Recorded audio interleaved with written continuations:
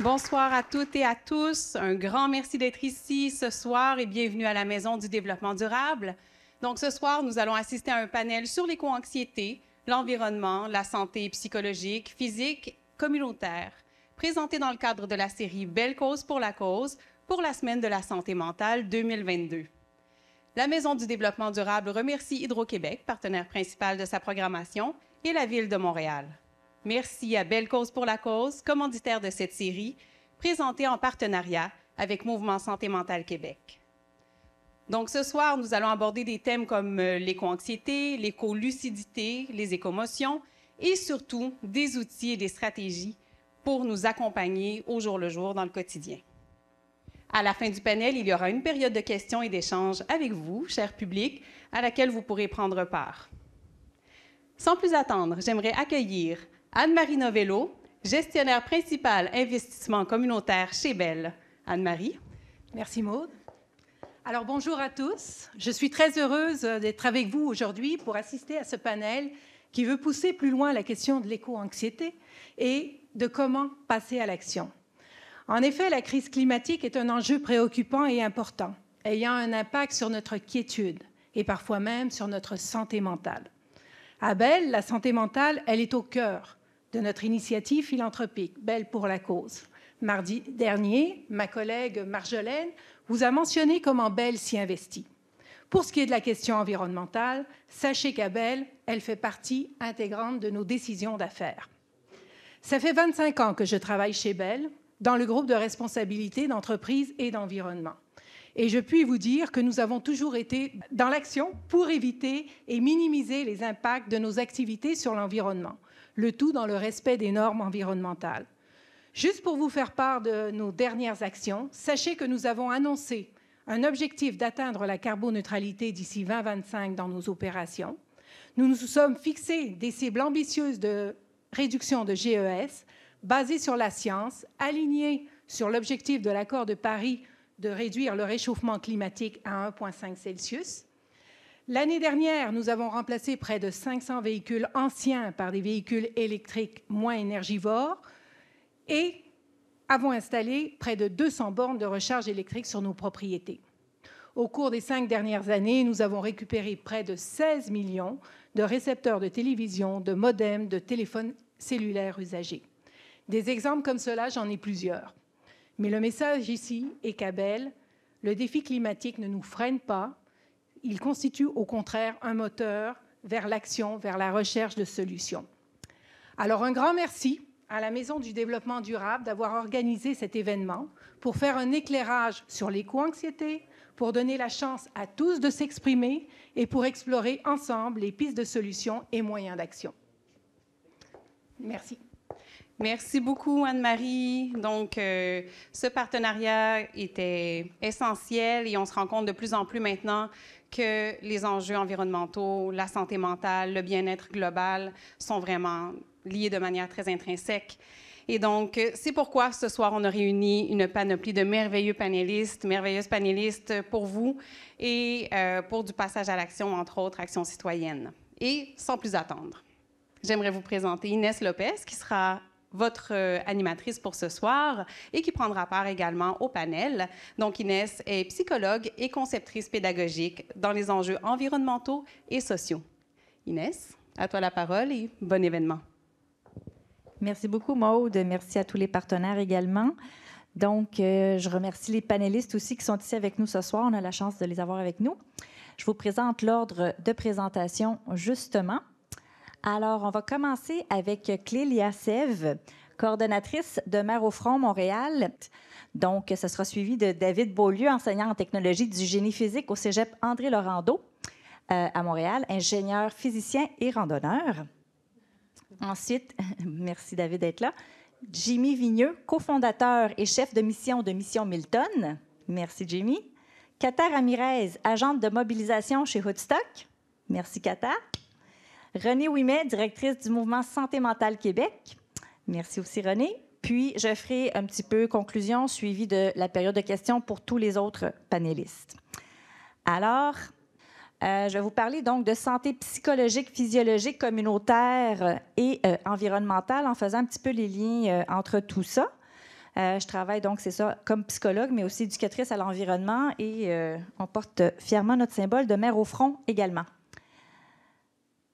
Alors, sans rentrer dans les détails, les impacts des bouleversements environnementaux de toutes sortes sur notre psychologie, sur notre physiologie et des impacts communautaires sont de plus en plus et très fortement maintenant documentés. Donc, on sait que c'est bien réel. Je ne rentrerai pas dans les détails parce que j'y reviens plus tard un peu plus en mode solution positive. Mais c'est ça. Et on sait aussi que ça a des impacts inégaux sur différents groupes de gens. Donc, il y a des groupes dits vulnérables ou vulnérabilisés qui en souffrent davantage, notamment les enfants, les aînés, les femmes enceintes et les femmes en général ici à travers la planète, les groupes racisés et les gens qui ne maîtrisent pas la langue de la communauté d'accueil, les Premières Nations, des gens qui ont aussi des conditions de santé ou des incapacités préexistantes. Puis, on sait que ça touche davantage aussi certains groupes occupationnels. On n'a qu'à penser aux pompiers qui ont été très sollicités, par exemple, en Colombie-Britannique, ou aux professionnels de la santé, comme pour la crise pandémique, qui sont aussi sursollicités quand il y a des événements climatiques extrêmes et généralement en raison des changements climatiques. Voilà, donc il y a tout un éventail d'émotions, d'accord, je tiens à le dire. On parle beaucoup d'éco-anxiété dans les médias, mais il y a beaucoup aussi d'éco-colère, éco-frustration, désespoir. On parle d'éco-deuil ou ce qu'on appelle la solastalgie, donc en raison des pertes qui se sont déjà faites. Mais je tiens à souligner qu'on parle aussi d'éco-bonheur, d'éco-amour, d'éco-motivation, d'éco-espoir, puis c'est important aussi d'en parler. Et on va le faire également ce soir en présentant des belles initiatives. Puis que surtout, beaucoup d'éco-sentiments mitigés. Je prends l'exemple de Mères au front, justement, qui disent que leur colère est alimentée par de l'amour et que nous bercerons d'un bras et nous brandirons l'autre. Et donc, c'est ce qui se passe pour la plupart des gens, c'est qu'il y a un petit peu un mélange de tout ça. Donc, on est anxieux, on est en colère, il y a de la confusion, il y a de la culpabilité, il y a un petit peu de tout ça. Zoom sur l'éco-anxiété, on m'a demandé de définir le phénomène. Alors, en fait, on ne s'entend pas pour l'instant dans la communauté sur une définition, on parle plutôt de plusieurs définitions. Donc, je vais y aller. D'éléments de définition qu'on retrouve, c'est d'abord une anxiété qui est par rapport au changement climatique ou à d'autres types de bouleversements environnementaux, donc déforestation, perte de biodiversité, etc. C'est une éco-anxiété qui peut être une expérience directe ou indirecte. Donc, je peux être en train de vivre une inondation, expérience directe, ou je peux être en train d'écouter les nouvelles, voir un kangourou qui fuit le brasier en Australie, expérience indirecte, mais ressentir dans les deux cas de l'éco-anxiété. Ça peut être aussi l'éco-anxiété ressentie par rapport au passé, donc ce qui a déjà été perdu, par exemple, perte de biodiversité, déforestation, animaux en extinction. Ça peut être par rapport à des situations présentes, encore là, directement vécues ou indirectement, ou par rapport à des anticipations relatives au futur. Donc, qu'est-ce qui va se passer, l'incertitude, est-ce qu'il va y avoir ceci, est-ce qu'on va souffrir de ça? Puis c'est à différents degrés. Donc, il y a des gens qui disent ressentir peu, légèrement ou très fortement ou être paralysés par leur éco-anxiété. Donc, différents degrés. On sait que c'est un phénomène qui est en hausse pour différentes raisons. Puis aussi, c'est important de dire que c'est dans un contexte d'immobilisme sociétal et politique que l'éco-anxiété peut augmenter aussi. Donc, s'il y a des problèmes et qu'on voit que les gens autour s'en occupent, ça va mieux que s'il y a des problèmes, puis on voit que les gens autour ne font rien ou n'en font pas assez. Et ce n'est pas dans le DSM-5, qui est notre manuel diagnostique en santé mentale. Donc, ce n'est pas reconnu comme étant une pathologie. Puis on entend toutes sortes de choses dans le milieu. Donc, il y a des gens qui veulent que ça soit reconnu parce que c'est pas moins souffrant qu'un autre type de phobie des insectes ou autre, par exemple. Mais il y a aussi beaucoup de gens, et j'insiste là-dessus, qui disent, et légitimement, que ce n'est pas une pathologie. Donc, avoir des préoccupations environnementales, c'est tout à fait normal, et même sain, et même un moteur à l'action. Mais ce n'est pas parce que c'est normal, légitime, non pathologique que ce n'est pas souffrant pour certaines personnes aussi. Et donc, certains préfèrent parler d'éco-lucidité non pathologique, encore une fois, qui peut être souffrante, mais qui peut être aussi porteuse et motrice, donc mener aux actions individuelles pour l'environnement, mener à la transition socio-écologique, donc collective, positive et heureuse. Donc, oui, des renoncements sont nécessaires, mais on n'est pas toujours dans le renoncement. Il y a beaucoup de choses qui sont positives que ça amène de prendre soin de l'environnement, de prendre soin de nous.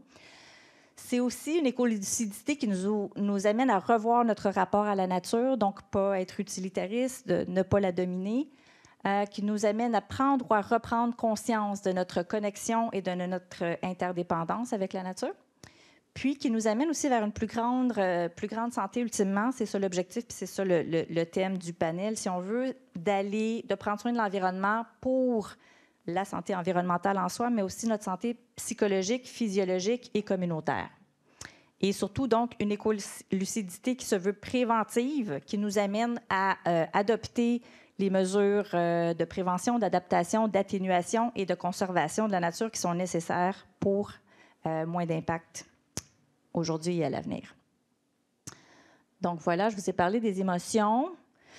Alors, ici et mondialement, s'occuper de l'environnement, si je fais un résumé, je vais y aller de 5 catégories. S'occuper de l'environnement signifie de la santé environnementale pour tous, donc une meilleure qualité d'air, de l'eau, préservation de la biodiversité de nos écosystèmes, des approvisionnements alimentaires et d'eau plus stables et moins d'événements climatiques extrêmes, donc vagues de chaleur extrêmes, feux de forêt, inondations, tempêtes, sécheresses, etc.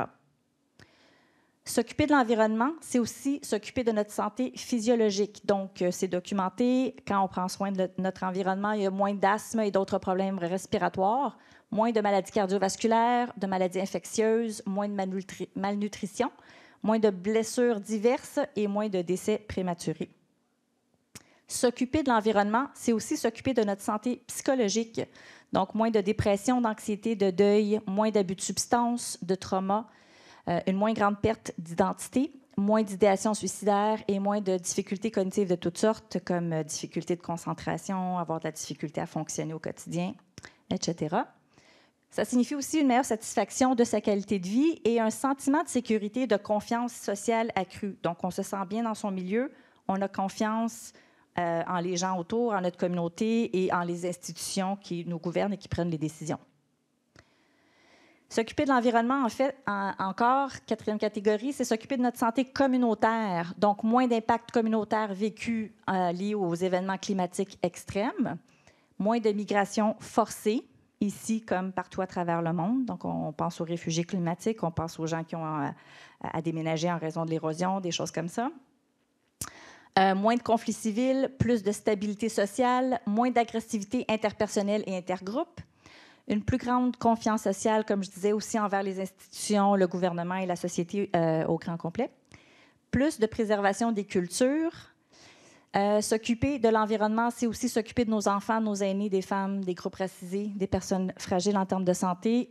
C'est s'occuper de tout le monde, finalement. C'est le respect des Premières Nations aussi.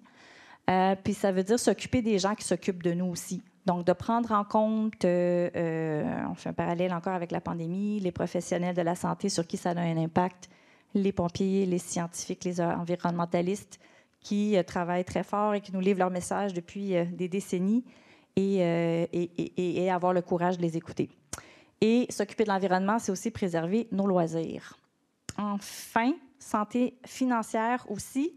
On en parle moins souvent, mais s'occuper de l'environnement, c'est aussi éviter plusieurs frais relatifs aux infrastructures, celles qui sont démolies, mais aussi les infrastructures préventives. C'est moins de réclamations d'assurance, parce qu'en ce moment, c'est quelque chose qu'on observe. Les compagnies d'assurance reçoivent beaucoup plus de réclamations. Et moins d'impact liés aux diverses pertes financières. Donc, si quelqu'un perd son commerce, etc., nécessairement, il y a des impacts aussi sur les personnes, sur les communautés. Et on voit apparaître, avec raison, des nouvelles approches en santé, comme l'approche Une seule santé, qui nous rappelle que santé environnementale, santé animale et santé humaine sont très intimement liées. Donc, bienvenue dans ce contexte-là. C'était un peu pour mettre la table, santé psychologique, physiologique, communautaire et environnementale, comment tout ça est lié. Bienvenue sur les initiatives, et c'est ce qu'on a avec nous ce soir, avec notre panel. Donc, pour une santé environnementale, physiologique, psychologique et communautaire.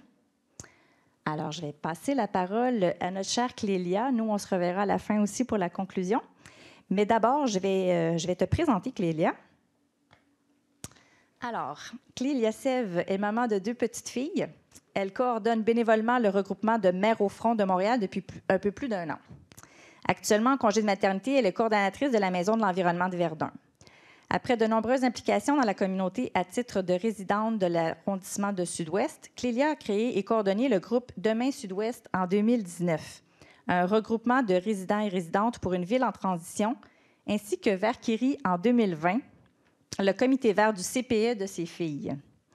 À la suite de la naissance de sa première fille, Clélia a décidé de faire plus que de s'impliquer dans sa communauté. Elle a choisi de monter au front pour lutter contre son éco-anxiété, protéger ses enfants et tous les êtres vivants des changements climatiques en mettant de la pression au gouvernement. Clélia va devoir nous quitter, comme je vous disais. On aura une période de questions pour Clélia tout de suite après sa présentation. Merci, Clélia. Merci, Inès. Et bonjour tout le monde. Enchantée, alors je suis ravie d'être là ce soir. Donc Inès m'a bien présentée, je coordonne bénévolement Mères au front depuis un peu plus d'1 an. Puis par rapport à ce qu'on vient d'entendre, moi je vous amène des solutions. Donc comment lutter contre vos éco-émotions négatives, c'est de s'engager. Donc je vous présente mon groupe dans lequel je me suis engagée depuis un peu plus d'1 an. On est des mères, grand-mères, arrière-grand-mères, des futures mères et leurs alliés. On accueille aussi des hommes, d'ailleurs. Tout le monde est bienvenu à se joindre à nous. Notre symbole, c'est ce petit cœur vert en référence à nos enfants, les enfants qui prennent la rue depuis 2019, qui font des mobilisations pour essayer de se faire écouter par les politiciens. Donc un petit cœur parce qu'on est des mères, je vais en parler un peu plus tard, mais c'est l'amour qui porte notre colère. On est un mouvement décentralisé. Ça veut dire que n'importe qui peut se dire mère au front sans être nécessairement impliqué. Donc ici à Montréal, n'importe qui, vous pourriez porter le cœur vert du jour au lendemain tant que vous adhérez à nos valeurs. L'important, c'est de vouloir le bien du vivant et de nos enfants. Donc faire de la pression politique, réclamer d'en faire plus pour lutter contre la crise climatique. On est des femmes de tout âge, de diversité d'horizons économiques et socioculturels. On est monsieur et madame tout le monde, en fait. On est partout. Fait que n'importe qui peut s'engager. On est 30 groupes au Canada, principalement au Québec, comme on est francophone, mais il y en a aussi en Ontario, Nouvelle-Écosse, puis aussi en Belgique. Et je travaille, vous entendez, je suis française, fait que je travaille aussi auprès de ma sœur pour en monter un en France prochainement, j'espère. On est plus de 300 personnes impliquées dans les groupes locaux directement, puis plus de 7000 personnes impliquées en tout. On est vraiment nombreuses et nombreux, en fait. Notre objectif, c'est quoi? C'est qu'on exige des gouvernements des actions politiques ambitieuses et immédiates pour protéger nos enfants et tous les êtres vivants de la crise climatique. Fait que ça, c'est vraiment ça qui est important. On vise le collectif. L'action individuelle ne suffit plus. Là, on est rendu trop loin. On a récemment eu le dernier rapport du GIEC. Donc, les politiciens ont les solutions. On a entre les mains les solutions pour lutter contre les changements climatiques, pour s'adapter à ce qui s'en vient. Et malgré ça, le surlendemain du rapport du GIEC, le dernier rapport qu'on a eu, on a une décision du gouvernement fédéral d'accepter le projet Baie du Nord, par exemple, donc un nouveau projet pétrolier, alors qu'on disait que c'était une folie d'en développer des nouveaux. Donc on voit un petit peu sur quel pied on danse, puis la raison pour laquelle on est en colère, parce que nos dirigeants ne vont pas du tout dans le sens de protéger nos enfants et les êtres vivants. Et c'est pour ça qu'on veut être nombreuses, se mobiliser. Puis c'est une année très importante, je vais en parler un peu plus loin, mais pour laquelle je vous invite vraiment, là je vais le répéter plusieurs fois, mais de venir au front avec nous, de vous engager pour lutter contre vos éco-anxiétés, mais aussi parce qu'il faut bouger, là on est rendu trop tard, c'est trop loin. Donc, au niveau des gouvernements, on met la pression sur les 3 paliers de gouvernement. Donc, aussi bien fédéral, provincial, les élections s'en viennent. Vous devinez un petit peu pourquoi c'est une année décisive. Et municipal aussi. Donc, on fait des actions un peu... En fait, chaque groupe est autonome. Moi, je vais plus parler de Montréal à la fin, des actions qu'on fait ici pour vous inviter. Je pense que vous êtes Montréalais, Montréalaises. Donc, vous pourrez vous impliquer concrètement avec nous. Notre particularité, c'est qu'on joue sur les sentiments, on est des mères, on joue sur l'amour maternel. Anaïs Barbeau-Lavalette, cofondatrice du mouvement avec Laure Varidel, donc Anaïs disait « on est amoureusement en tabarnak ». Puis je trouve que c'est exactement ça. On aime nos enfants, on a peur de ce qui s'en vient pour eux, donc on est en colère, on est vraiment en rage, puis il faut qu'on bouge. Donc, c'est vraiment les sentiments, en fait, qui nous poussent à l'action. Puis c'est ça que je vous invite à faire, à transformer vraiment vos émotions négatives en positives, en passant à l'action. Des fois, juste des petits gestes. On n'a pas besoin de monter au front, de coordonner un groupe, de faire plein de choses, mais des petits gestes politiques, appuyer les mouvements, appuyer les groupes, ça a toujours un impact. Ce qu'on veut, c'est montrer qu'on est nombreux. Donc, la naissance du mouvement s'est fait au printemps 2020. Dans le salon de Laure Varidel, en fait, avec d'autres personnes. J'étais pas là à ce moment-là, mais Anaïs et Laure, donc Anaïs Barbeau-Lavalette, autrice et cinéaste, et Laure Varidel, éco-sociologue, étaient tannées de voir les gouvernements pas réagir. Donc, elles se sont dit, qu'est-ce qu'on fait? Et puis là, elles ont monté un groupe qui s'appelle Mères au front, développer le cœur vert. Malheureusement, en mai 2020, vous vous en rappelez peut-être, la COVID a frappé. Donc, on a dû annuler notre premier gros événement qu'on remet cette année. La Fête des Mères s'en vient. C'est ce dimanche. On a un gros événement qui s'en vient. Je vais vous inviter à la fin. Alors, pourquoi on est en colère? Je vous l'ai dit un petit peu, le rapport du GIEC. Les rapports du GIEC, là, c'est pas nouveau. Le dernier est sorti récemment, mais ça fait des années que les experts scientifiques du climat martèlent qu'il faut agir maintenant, que chaque année, chaque jour de retard, c'est des degrés en plus, des micro-degrés. Chaque moment est vraiment important. Le Canada est déjà très affecté par les changements climatiques, chaleur record, smog ici à Montréal, inondations, j'en passe là, on sait ce qui se passe. Ça fait peur. Les scientifiques ont documenté et crié l'urgence d'agir. Donc, qu'est-ce qu'il nous faut? Il manque juste du courage politique. Puis c'est ça qu'on réclame. C'est pour la raison pour laquelle on met la pression aux politiciens, parce que c'est à eux de défendre la population, de défendre le vivant et d'arrêter de privilégier toujours les plus riches de la planète. On est un groupe donc décentralisé, je vous disais, ça veut dire que certaines personnes peuvent parler au nom de plusieurs, on peut parler en son propre nom aussi. On est plusieurs à être écoféministes, ça ne veut pas dire qu'on est toutes écoféministes, mais écoféministes, c'est quoi? C'est, dans le fond, le lien avec les femmes et l'environnement. Les femmes, comme la nature, sont victimes de la domination masculine. C'est un peu ça le présupposé. Dans le fond, on vit une politique d'hommes où le capitalisme dit qu'il faut écraser les plus petits, les plus faibles et donner aux plus riches. Et c'est ça qu'on revendique. Nous, il faut changer les choses. Il faut une politique. Et on invite les femmes à passer en politique, à passer à l'action, parce que les femmes portent la politique du care, comme on dit. Donc, c'est mal dit en anglais, je m'excuse, mais c'est elles qui prennent soin des gens. Et donc, on réclame une politique de prendre soin des êtres vivants, des futures générations, de tout le monde. Donc, c'est vraiment une politique féminine qu'on appelle pour lutter contre les changements climatiques. Alors, qu'est-ce qu'on fait? On fait des actions, donc toutes les mères au front, on fait des actions, des événements, des manifestations, des événements artistiques aussi. On a beaucoup de célébrités dans le groupe et beaucoup d'artistes, donc il y a plusieurs événements artistiques qui se passent. On fait des lettres ouvertes, des parutions médiatiques. On est pas mal sortis dans les journaux dernièrement d'ailleurs. On fait de la pression sur les réseaux sociaux. Fait que vraiment, nous, on vise la pression politique via tous ces moyens. À Montréal, qu'est-ce qu'on fait? Les sit-ins tous les dimanches, entre 11h et 13h. On est devant les bureaux de François Legault, sur la rue Sherbrooke, 770 rue Sherbrooke-Ouest, donc proche du métro McGill, excusez-moi. Si vous voulez vous joindre à nous, entre 11h et 13h, tous les dimanches, on est là-bas. Puis c'est vraiment festif. Qu'est-ce qu'on fait là-bas? On fait des cœurs verts au sol, puis on se réunit. Donc on est content d'être là. On passe dans les médias, on essaie de faire de la pression, rappeler à Legault via les réseaux sociaux que c'est maintenant qu'il faut agir. On a 3 ans pour réduire de 65% nos émissions de GES. C'est pas près de se réaliser. Donc, on met la pression, puis on demande à toutes d'être présentes. Demain, on a un événement aussi auquel je vous convie, devant les bureaux de François Legault, encore une fois. on fait une veillée lumineuse. Alors à 20h30, on va s'habiller de noir, porter nos cœurs verts et dire au gouvernement qu'on les surveille avec nos lampions. Donc on va amener juste une petite bougie dans un pot maçon, ça fait l'affaire, là, si vous voulez vous joindre à nous, pour rappeler qu'on est nombreuses. Puis ça, c'est pour mettre la pression. Il va y avoir 3 autres veillées lumineuses ailleurs au Québec demain.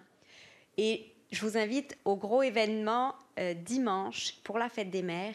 L'idée, c'est de dire fuck le chocolat, fuck les fleurs, on veut du courage politique. Donc, toute mère, grand-mère, arrière-grand-mère, future mère, on en a plusieurs, on va à Québec. On a des autobus qui partent de Montréal, plusieurs autobus qui partent d'ailleurs au Québec, et on va devant le Parlement à Québec pour réclamer du courage politique. Ça va être vraiment une grosse marche, une grosse manifestation artistique aussi. Si vous ne pouvez pas venir en personne, je vous invite à au moins lire les médias puis partager sur vos réseaux pour vraiment diffuser l'information autour de vous. C'est des petits gestes qu'on peut faire facilement, mais qui impliquent et qui vous permet de lutter contre votre éco-anxiété, puis en même temps qui vont convaincre peut-être vos voisins ou vos amis via les réseaux sociaux. Cette marche s'appelle Du pain et des forêts, en référence à la grande marche qui avait eu lieu du pain et des roses. Donc une marche féministe, mais où tout le monde est bienvenu. Et puis, à Montréal, on va avoir des actions aussi en vue des élections provinciales qui s'en viennent. Donc, on a besoin de monde, on a besoin de faire des choses. Ça bouge pas mal ces temps-ci. Comme je disais, c'est une année décisive à cause des élections provinciales. On va voter pour 4 ans et on ne peut pas laisser des idées comme le 3e lien, détruire nos milieux naturels, développer l'auto électrique. On ne peut pas laisser des idées comme ça passer à nouveau. Il faut vraiment se mobiliser fort. C'est pour ça que je vous invite encore une fois à nous joindre à Québec, mais aussi de vous mobiliser cette année pour mettre la pression autour de vous pour que ça passe pas. Parce qu'on a 3 ans pour agir, on vote pour 4 ans. Fait qu'on on risque d'être pris avec un problème. Voilà, je pense que j'ai pas mal tout dit. Je vous invite vraiment, encore une fois, à vous joindre au mouvement. Si ce n'est pas Mères au front, à n'importe quel mouvement, à diffuser sur les réseaux sociaux, à vous impliquer. C'est une année décisive pour tout le monde. Et il faut agir rapidement. Alors, j'espère vous revoir peut-être dimanche à Québec. Merci beaucoup. Merci, Clélia, pour ta présentation et pour tes actions, pour ton inspiration. Alors, je vous présente avec grand plaisir notre prochain panéliste, qui est nul autre que David Beaulieu. David est enseignant en technologie du génie physique au Cégep André-Laurando à Montréal. Ingénieur physicien et titulaire d'une maîtrise en gestion de projet d'ingénierie, son parcours professionnel a d'abord été marqué par plus de 10 ans d'expérience variée en gestion de projet, suivi par 10 ans d'enseignement. Il enseigne maintenant le développement et le prototypage d'instruments de mesure. L'implication des étudiants a toujours été au cœur de son enseignement. Depuis quelques années, il lance des projets de recherche qui mettent de l'avant l'expertise de ses étudiants. Il utilise des thèmes tels que les changements climatiques comme source de motivation et d'engagement pédagogique, tout comme il utilise des compétences de son programme pour donner à ses étudiants la possibilité d'agir concrètement sur ces enjeux. David, la parole est à toi. Merci. Merci.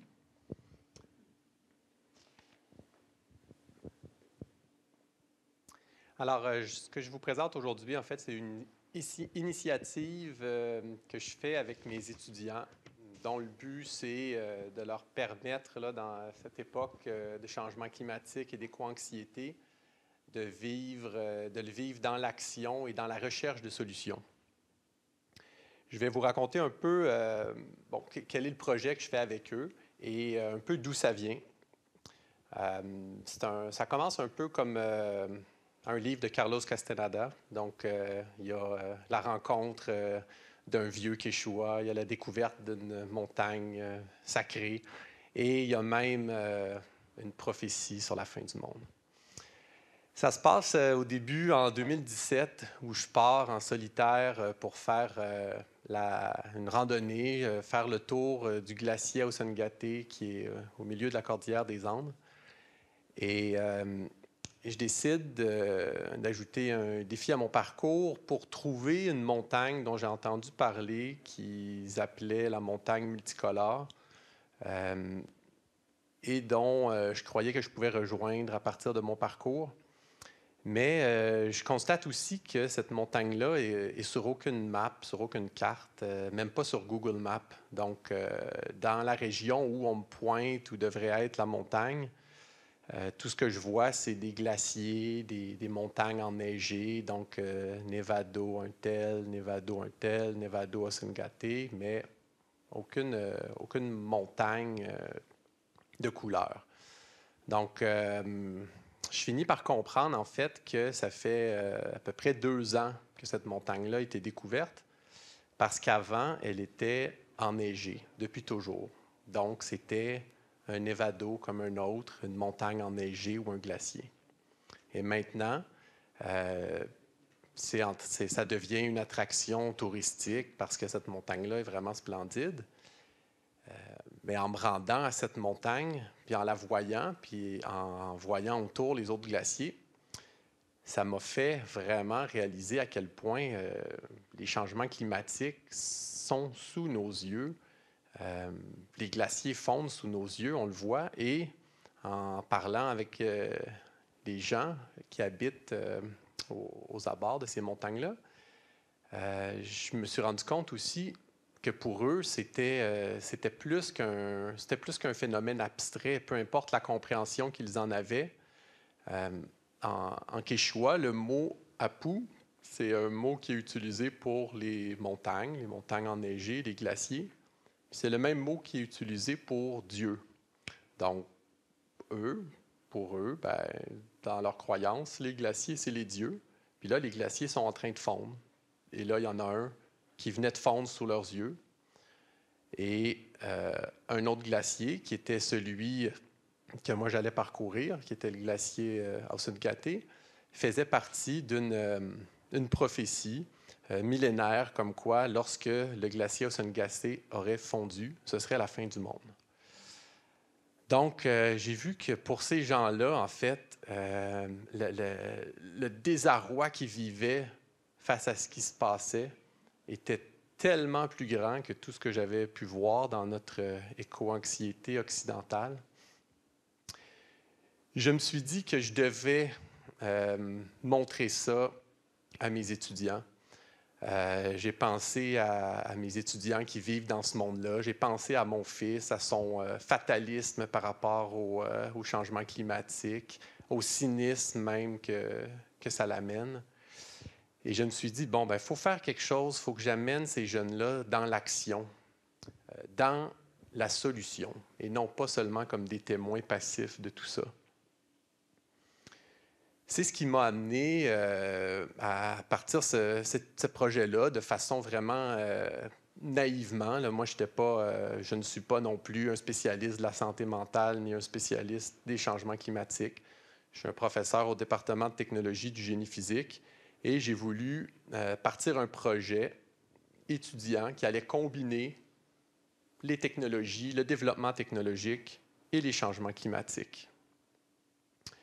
Et amener mes étudiants à voir la science autrement, les inspirer, leur donner le goût des missions scientifiques, les amener à voir la science aussi, la science et la technologie, comme une solution possible aux plus grands enjeux de société qui nous préoccupent. Puis bien sûr, leur partager aussi la passion pour la nature, pour l'environnement, pour le plein air. Le programme dans lequel j'enseigne, c'est un programme où on développe des instruments de mesure pour mesurer des phénomènes physiques qui ne sont pas nécessairement communs à mesurer. Alors, je me suis demandé, mais quel serait notre rôle et quel serait le rôle de mes étudiants dans ces phénomènes-là que j'observais de fonte des glaciers. Et je me suis dit, on développe des instruments de mesure pour mesurer n'importe quoi. On va en développer un pour mesurer la fonte des glaciers. Et c'est en pensant à ça que j'ai regardé, OK, qu'est-ce qu'on fait dans notre programme? Et on s'est dit qu'on va développer un instrument, une espèce de station météorologique qui allait mesurer une multitude de phénomènes environnementaux et qui allait même être capable, avec un système de laser, de mesurer la fonte de la glace en dessous de la station, donc la perte de glace du glacier. Mes étudiants, pendant leur parcours, je les ai amenés à développer cet instrument-là. Je les ai amenés à l'utiliser, à le tester. Je les ai amenés en 2019, donc 2 ans après que je sois allé sur le glacier Ausengate sur lequel j'étais allé, pour installer leurs instruments de mesure. Mes étudiants qui étaient rendus finissants à ce moment-là.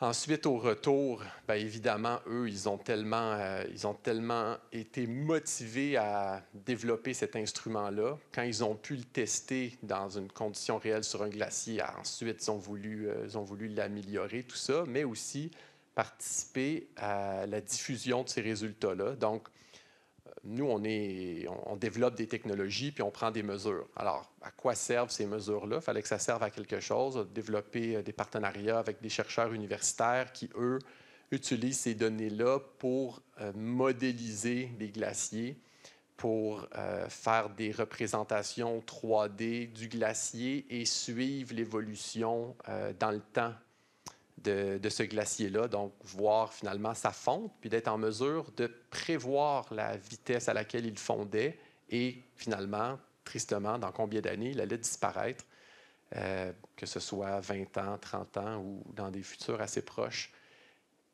Et à quoi ça sert de savoir ça? Bien, entre autres, ça sert à mitiger certains des désastres qui viennent avec la fonte d'un glacier. Je vous parlais tantôt des populations qui vivent au pied du glacier et qui, pour eux, dans leur mythologie, la fonte du glacier représente la fin du monde. Mais au-delà de leur croyance puis de la mythologie, la disparition du glacier, ce que ça fait, pour eux, bien, dans un premier temps, ça fait des inondations, des glissements de terrain, de l'érosion, ça détruit des villages, puis ensuite, c'est suivi par des périodes de sécheresse et désertification, des montagnes de roches, de sable.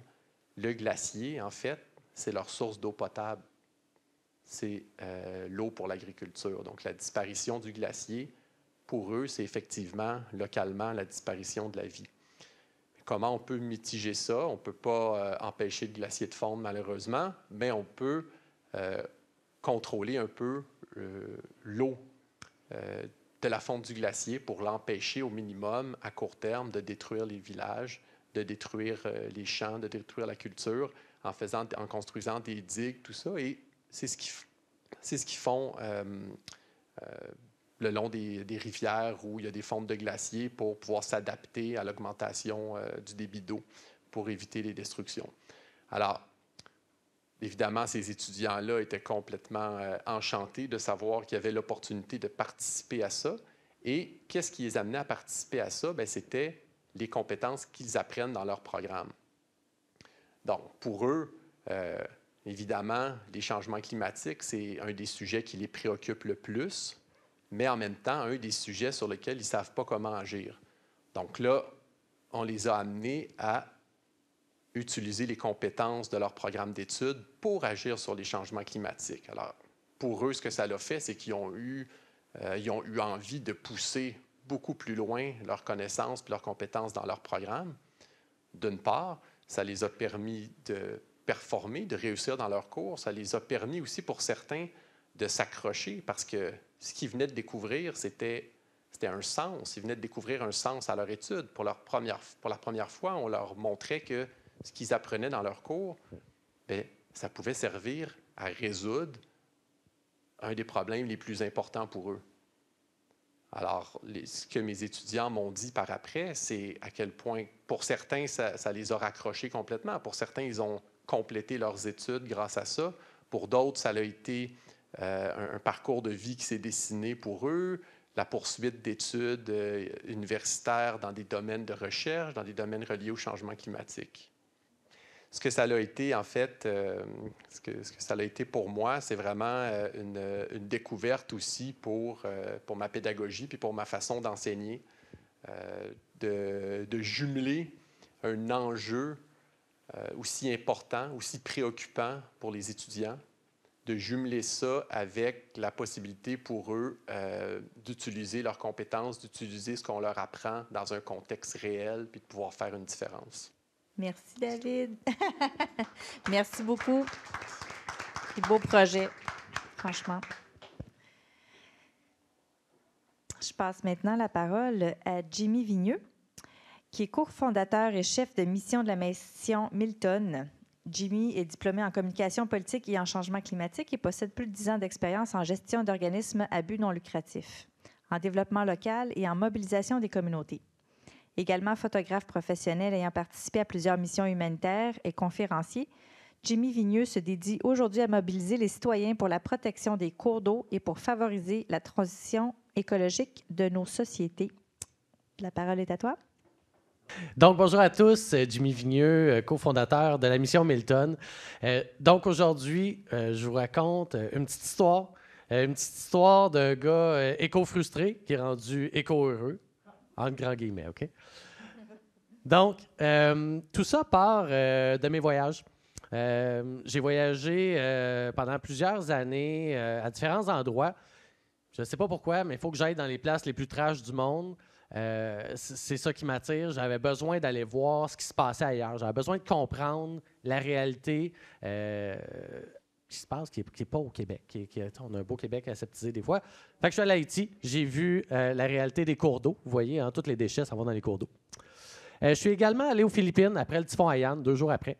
Fait que super typhon, 330 km, les vents du super typhon, montée des eaux incroyables.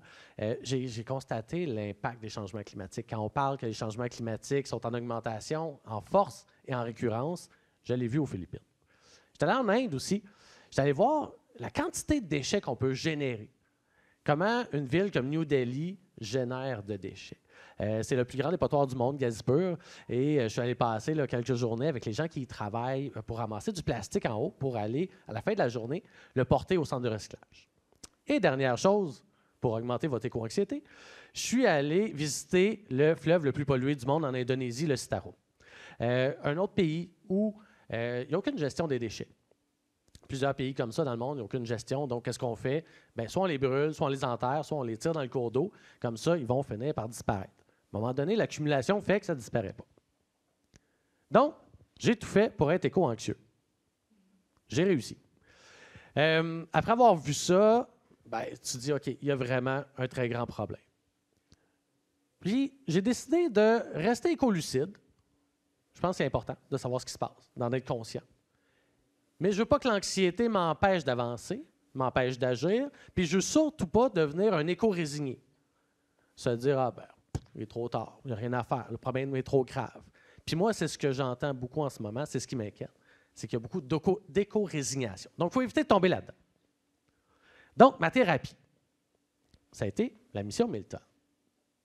Ça a été comme ça que je me suis sorti de ma frustration et de mon anxiété. Fait que je vous raconte ma petite histoire rapidement. Il y a 4 ans, j'ai fondé la mission 10 tonnes avec ma collègue Lynn Morissette. Donc, vous voyez, on est parti à 10, on est rendu à 1000. On a eu quand même une belle progression. Donc, c'était quoi la mission 10 tonnes? Bien, c'est un mouvement citoyen qu'on a lancé pour dire aux gens, « Hey, on va ramasser des déchets. » Si vous vous souvenez des photos d'avant, là, il y en avait du déchet, j'étais comme plus capable d'en voir. Je me suis dit, on va y ramasser. Écoute, il ne faut pas un diplôme universitaire pour faire ça. N'importe qui peut ramasser des déchets. Donc, faisons-le en gang. Donc, on a lancé la mission 10 tonnes. On a lancé ça sur les réseaux sociaux. Là, on n'a pas une scène, on n'est pas des vedettes, on n'est rien. Là, on fait juste faire une capsule vidéo, tourner avec un iPhone dans un parc, puis on pitch ça sur les réseaux sociaux. Ça a pris 75 jours. Puis on avait ramassé 10 tonnes de déchets avec des milliers de personnes partout au Québec qui nous envoyaient le résultat et les photos de ce qu'ils avaient fait. Fait que là, on s'est mis à triper, on s'est dit « Waouh, c'est cool! » Fait que, ben, on va continuer. Fait que là, on a rajouté un 0, on trouvait que c'était marketing de mettre un 0 de plus. Fait que là, on s'est dit « OK, on y va pour mission 100 tonnes. » Fait que là, on s'est dit « Wow, on a pris un bout quand même. » Fait qu'on a lancé ce projet-là. On a fait le tour du Québec. On a fait, justement, on a fait une tournée québécoise. On est arrêté dans chacune des régions. On a fait 22 villes en 22 jours. Et à chaque endroit, il y avait des gens qui nous attendaient pour faire des nettoyages avec nous. Fait que là, on s'est dit, wow, on tient vraiment quelque chose. Fait qu'on a même allé au Nicaragua. On a commencé à avoir des gens de d'autres pays qui nous envoyaient des résultats. Et ça a pris 3 ans. Et on s'est rendu à la mission 1000 tonnes. Donc, on a lancé la mission Milton au printemps passé. Puis là, ça a pris 3 ans à se rendre à 100. Je vous laisse calculer combien d'années ça va se prendre rendre à 1000. Donc, la prochaine fois que je fais une conférence, j'aurai les cheveux blancs. Mais on continue ce mouvement-là parce qu'il y a tellement de gens qui nous suivent, il y a tellement de gens que ça motive qu'on ne peut pas s'arrêter. Et en plus, on a été chanceux, on a bien fait notre job. Ça fait pendant 3 ans, j'ai porté ça bénévolement avec ma collègue Glenn Morissette. Aujourd'hui, c'est ma job. J'ai lâché ma job principale que j'avais avant, depuis 1 mois, et là, maintenant, je vis de la mission Milton. Parce qu'on a des entreprises qui nous supportent. On a des commanditaires qui veulent qu'on continue à nettoyer les cours d'eau partout sur la planète. On est rendu avec des ambassadeurs. On a des ambassadeurs en France, en Thaïlande, aux États-Unis, au Togo, partout au Québec. Fait que des gens super motivés qui se disent « Hey, nous autres, on va embarquer dans ce mouvement-là, mais je ne veux pas juste ramasser des déchets, là, je veux mobiliser des gens, moi aussi. » Fait que là, on supporte nos ambassadeurs. On a des entreprises qui nous appellent pour faire des nettoyages avec leur équipe parce que c'est un beau team building, puis en même temps, c'est une belle façon de faire une bonne action environnementale. Donc, en date d'aujourd'hui, le texte est décalé, on est rendu à 244 tonnes de déchets qu'on a retirés depuis les 4 dernières années. Puis je vous rappelle, on est parti avec 0 $. Puis 244 tonnes, là, c'est 244 000 kilos de déchets qui ont été retirés à bras. Là. On n'a pas des 4 roues et des pépines, on fait tout ça à bras. Ça en fait du déchet. C'est plus de 2000 nettoyages qui ont été effectués un peu partout au Québec, mais aussi ailleurs dans le monde. De la façon que ça fonctionne, comme je disais tout à l'heure, nous, on organise des nettoyages collectifs, mais il y a plein de gens qui font des nettoyages et qui nous envoient les résultats. Et on est rendu à plus de 20 000 participants. Puis là, si j'ajoute ceux de cette année, on est rendu à 25 000 participants. Donc, 25 000 personnes qui ont pris une demi-journée, un samedi, un dimanche, qui ont mis le gros bottes de caoutchouc, puis qui sont venus le passer avec nous autres à ramasser des cochonneries.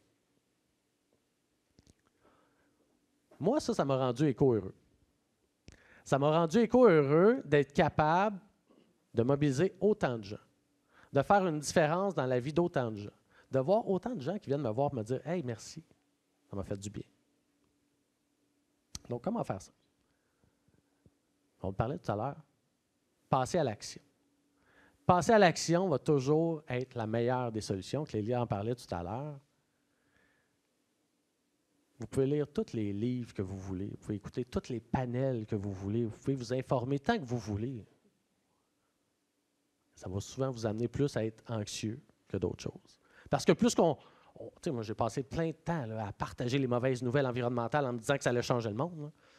Puis je me suis rendu compte que je me rendais éco-anxieux, puis que je rendais les autres éco-anxieux, puis qu'ils ne m'écoutaient plus. Parce qu'à un moment donné, on le sait que ça va mal.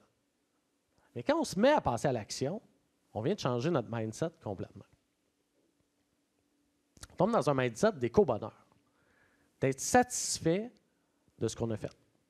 Moi, je fais 1, 2, 3 nettoyages par semaine. Avec du monde. On ramasse 500 livres, 1 tonne, 2 tonnes de déchets. Ça me remplit, j'ai l'impression de faire une différence. Puis je suis tout à fait conscient que je suis un tout petit grain de sable dans l'univers là, en ramassant ça. Mais je me dis que tous les déchets qu'on a retirés ne sont plus dans l'océan, puis que tous les gens qui nous ont vus le faire, on a semé une graine dans leur tête.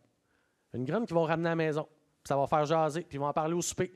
C'est des graines qu'on sème dans la tête des gens. Il faut être un éco-croyant. Ça fait full religieux. Hein? Mais il faut être éco-croyant. Pourquoi? Si on veut changer le monde, il faut y croire.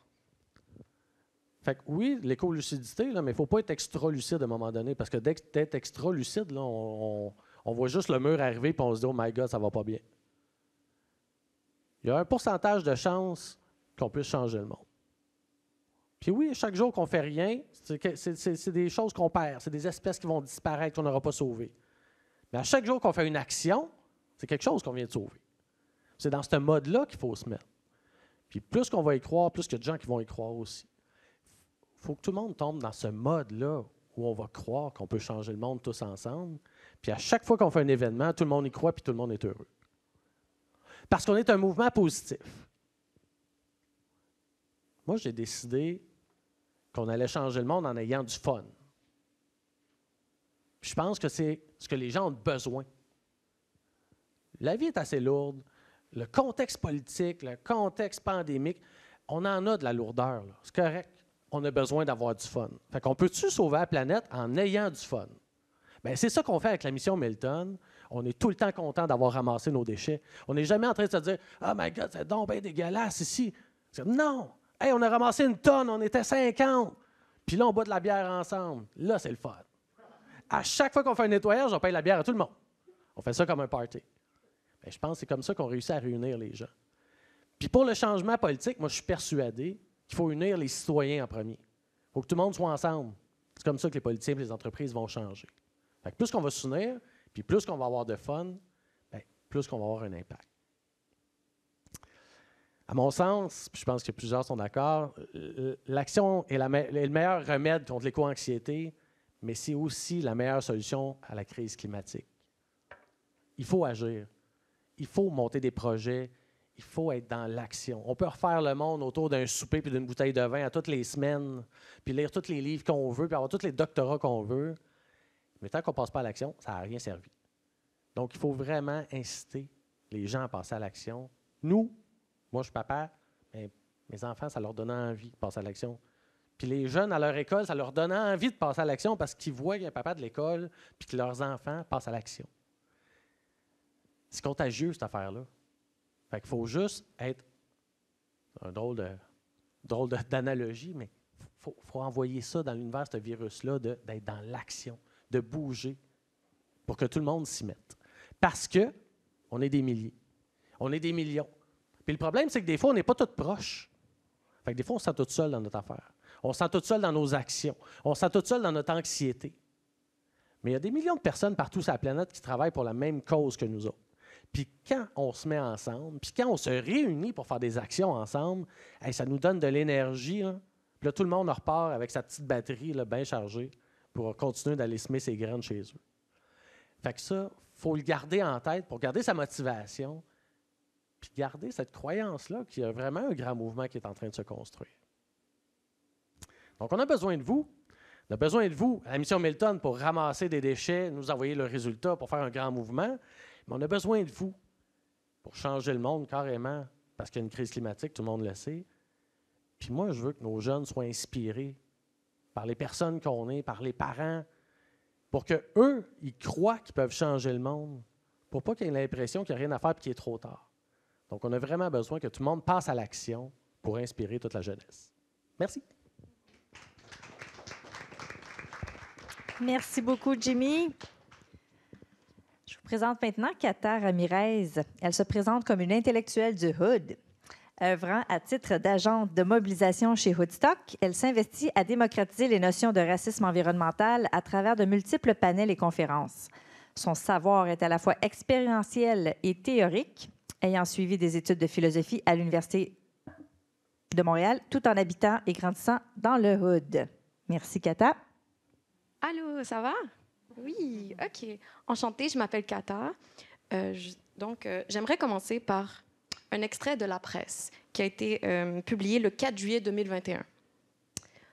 Quand on a voulu faire des puits de gaz de schiste dans des régions peuplées par des chalets de personnes blanches, une organisation a été capable de se faire entendre auprès des administrations locales et des médias, se remémore Bertrand Schepper. Il ajoute qu'il est beaucoup plus simple pour les dirigeants de faire passer un pipeline au cœur d'une nation autochtone qui n'a pas la capacité de se faire autant écouter. Donc, je voulais vous introduire avec cette citation parce que je pense qu'elle exprime un peu comment, on l'a mentionné au début, nous ne sommes pas tous touchés par la crise climatique de la même façon. Puis je sais qu'on est dans le thème de l'éco-anxiété, comment on peut se ressourcer au niveau psychologique. Je pense que mon discours va plus être lucide, j'ai envie de dire, mais je vous rassure que les solutions ne sont pas au niveau personnel, mais vraiment au niveau systémique, structurel, selon moi. C'est ça, le racisme environnemental.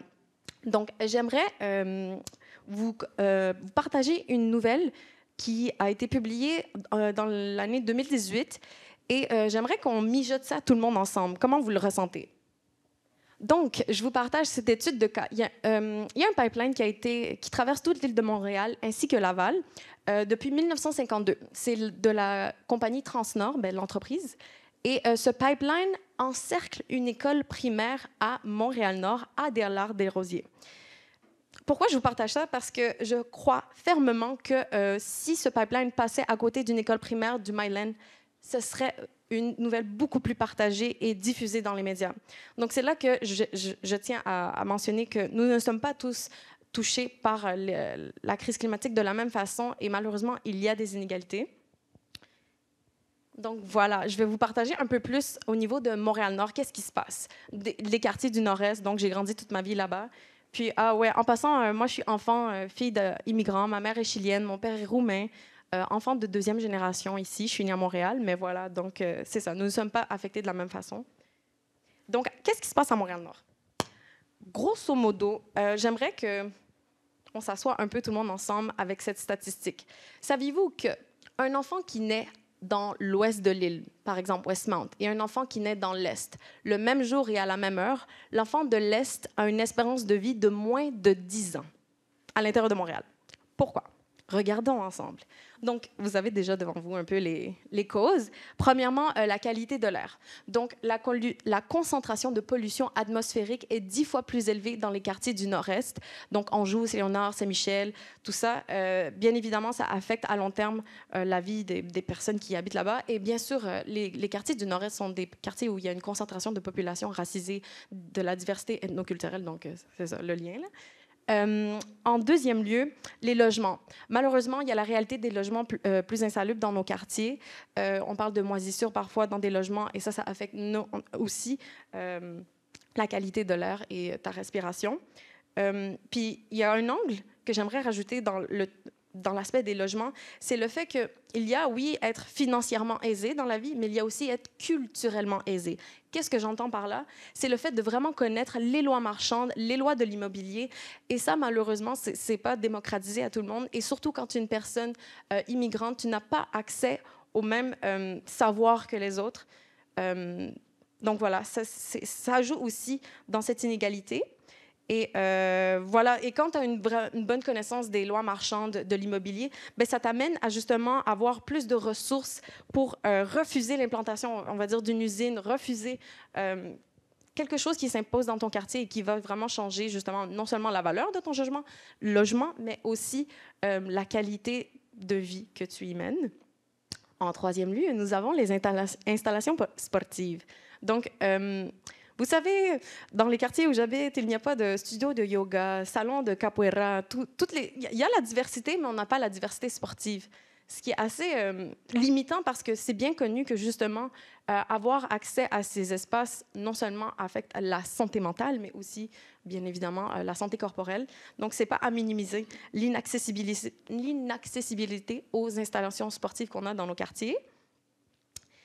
En quatrième lieu, le transport public est pas mal déficient dans nos quartiers. Donc, il y a quelques années, moi, j'avais entendu parler d'une ligne rose. Je l'attends. Nous sommes beaucoup à l'attendre, puis ben, c'est ça. Je vous apprends rien. Déjà, juste les autobus passent beaucoup moins dans nos quartiers.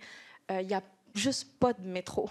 Donc, c'est sûr que c'est très décourageant quand ben, tu dois te rendre à l'université, quand tu dois te rendre dans les espaces comme celui-ci. Ça te prend beaucoup plus de temps et voilà, ça te exclut d'une participation citoyenne à un certain degré.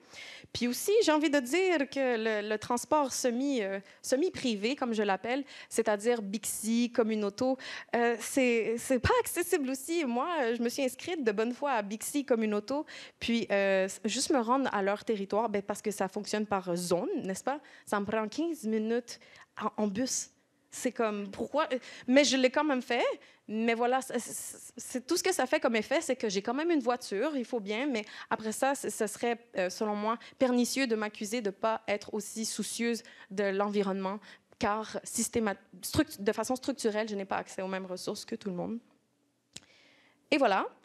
Et les espaces verts, on en parle de plus en plus. En quatrième lieu, les espaces verts, non seulement aussi affectent la vie des gens.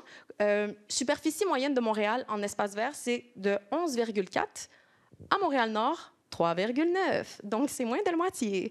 Les espaces verts sont connus pour être des lieux qui, justement, influent sur la santé mentale, car tu peux te rejoindre, socialiser, tu peux courir, faire du sport. C'est bien, il y a plein de statistiques sociologiques qui décrivent comment l'accessibilité à un espace vert, la nature un peu, a vraiment un effet bienfaisant sur la santé mentale. Et c'est pas mal ça. Sinon, deuxième, on va aller à l'autre slide. Durant la pandémie, qu'est-ce qui est arrivé? En fait, c'est que les inégalités qu'on vivait déjà se sont exacerbées. Là, je vais justement, les espaces verts, la pandémie nous a vraiment souligné comment c'était important d'avoir ces espaces de socialisation avec la distanciation. Puis, je ne sais pas si vous savez, là, je vais passer à l'autre point, le rôle du SPVM là-dedans. Durant la pandémie, le financement du SPVM a été augmenté et ce n'est pas tout le monde qui a été affecté de la même façon, car le SPVM, il y avait plus de surveillance dans les parcs, n'est-ce pas, à savoir si tout le monde respectait les consignes sanitaires. Et on remarque que, suite à ça, les communautés racisées et que l'on racise ont vécu plus brutalement cette surveillance, car les amendes sont disproportionnées. On remarque qu'il y a plus d'amendes dans ces communautés. Puis voilà, c'est ça. Il faut se remémorer aussi, j'ai envie de dire que, tu sais, comme justement, on est souvent des plus grandes familles dans des plus petits espaces de logement et bien évidemment que ça te donne envie de sortir. Et malheureusement, la police n'a pas la même perception de qui traîne quand. Et voilà, on tenait à le souligner. Et voilà, c'est pas mal ça. En termes de solutions, OK. Donc, justement, j'avais averti que c'était plutôt ça, mes solutions. Les solutions auxquelles, avec Woodstock, on encourage, c'est vraiment d'y aller plus au niveau systémique, au niveau structurel, parce qu'on ne peut pas se hyper responsabiliser d'une crise qui nous dépasse en tant qu'individu. C'est sûr qu'il faut être actif, mais voilà. Puis la reconnaissance culturelle et identitaire, de quoi il s'agit. Déjà, j'aimerais souligner que juste on l'a un peu entendu par certains panélistes, mais la relation à la nature n'est pas la même selon notre culture. Et la conception de la nature aussi diffère d'une culture à l'autre. Donc, déjà, c'est de refuser de dire non à des conceptions qui ne vont pas de pair avec votre identité, dans le but de questionner et de reconstruire socialement, collectivement, des relations à la nature qui sont plus respectueuses à d'autres identités culturelles, mais aussi qui ont l'avantage de vraiment apporter leur apport, leur avantage, on va dire, en tant que conception, puis pour ensuite réaffirmer tous ensemble collectivement un nouveau rapport à celle-ci, à l'écologie aussi. Il n'y a pas juste la nature, l'écologie aussi, il y a plusieurs façons d'être écolo, genre. Excusez, j'ai comme un téléphone, puis une... Et sinon, pour ce qui est de la justice procédurale, c'est encore une fois un peu plus politique, j'ai envie de dire. Effectivement, j'ai étudié en philosophie, fait que c'est quand même très théorique, là, ce que je présente, mais je dis toujours que je m'efforce à faire descendre le savoir des tours de l'UDM aux gens, parce que je le vis dans ma chair, là, comme je peux... C'est pas juste théorique, on le vit dans nos corps, là. Donc voilà, la justice procédurale, de quoi il s'agit, c'est vraiment d'inclure les personnes, les minorités racisées dans les prises de décisions. Puis au-delà de ça, juste les inclure puis qu'elles soient assises avec nous, c'est vraiment est-ce qu'on inclut leurs codes sociaux? Est-ce qu'on inclut leur façon de s'organiser? Est-ce qu'on inclut leur savoir? Puis il y a un bémol que moi, je tiens toujours à souligner, c'est que même si on les inclut puis leurs codes sociaux sont là, je remarque que très souvent, leur savoir, leur relation au monde est... il n'y a pas de compensation financière. Donc, toujours de reconnaître que c'est du temps et ce n'est pas tout le monde qui a le même temps à allouer à la cause écologique. Donc, c'est de valoriser le peu de temps que ces personnes ont en les rémunérant. Puis, c'est là que vous voyez écrit ici, quand on parle de revaloriser les métiers du care, qu'on a entendu aussi tantôt, les métiers du soin. Donc, ça, c'est tous les travailleurs essentiels, que ce soit... les éducatrices en CPE, les infirmières, les préposés, c'est tous des métiers traditionnellement féminins. Donc, c'est ça, c'est concrètement d'augmenter leur salaire, parce que si on augmente leur salaire, on est en pénurie de main-d'œuvre en passant. On juge qu'il y aura plus de personnes qui voudront faire ces métiers et qui décongestionneront des heures pour la cause environnementale. On a écrit ici « fournir de l'équipement culturellement approprié ». Juste pour vous dire... Montréal-Nord a été le dernier arrondissement qui a eu accès dans toute l'île de Montréal à des bacs de recyclage. Fait que quand on s'attend qu'on participe à la cause environnementale de la même façon, c'est inégal. Vous voyez qu'il y a une asymétrie. Donc, c'est ça, de toujours ne pas oublier d'inclure du matériel, mais qui est culturellement adapté. Et voilà, c'était tout pour ma part. Moi, je vous remercie beaucoup de m'avoir invité. Puis, Merci beaucoup, Kata. Et maintenant, notre dernière panéliste avant la conclusion va être donc Renée Ouimet, qui est directrice du mouvement Santé mentale Québec. Elle possède une maîtrise en psychosociologie de la communication et une formation de psychothérapeute. Elle a plus de 30 ans d'expérience dans le développement et la mise en œuvre de projets de promotion, de prévention et d'éducation en santé. Elle a développé de multiples partenariats avec différents secteurs. Cette expérience a permis d'acquérir des compétences marquées au niveau de l'analyse, de l'intervention psychosociale, de la médiation, de la formation et des communications. Elle a un intérêt marqué pour les enjeux sociaux de la santé. Merci, Renée. J'ai décidé d'improviser ce soir, puis je vais commencer par ce que Louise Latraverse dirait, calice. Je suis une militante depuis au moins 35 ans. Ça fait 35 ans qu'on répète ce que tu dis, puis je pense qu'on va le répéter encore. Ça me fait plaisir de t'avoir entendu, de toutes vous avoir entendu, mais on aimerait ça, ne plus le répéter un jour et qu'il y ait eu des changements importants qui soient faits. Alors, ce soir, j'ai apporté mon chapeau parce que je veux lever mon chapeau aux personnes éco-anxieuses.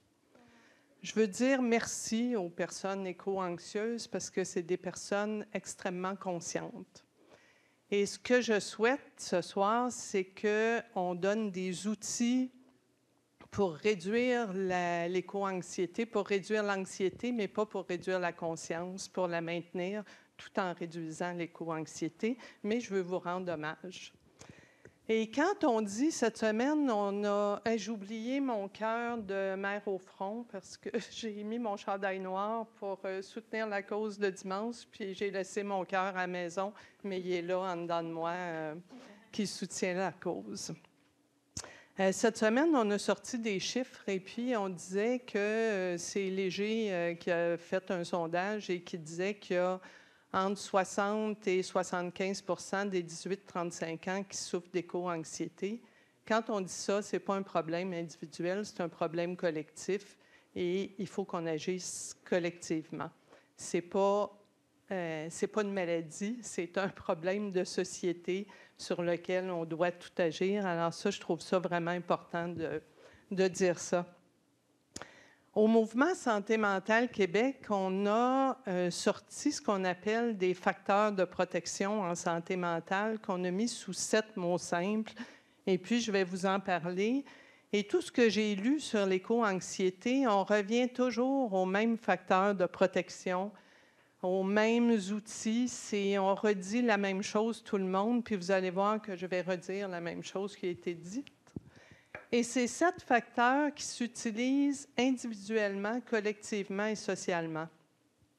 Quand j'ai fait des représentations au ministère de la Santé et des Services sociaux, je parlais de comment certaines des astuces peuvent s'appliquer à un niveau gouvernemental, comment on peut reconnaître les gens dans nos approches, dans nos manières de faire, dans nos institutions, mais on peut aussi, comme individu, reconnaître les gens autour de nous.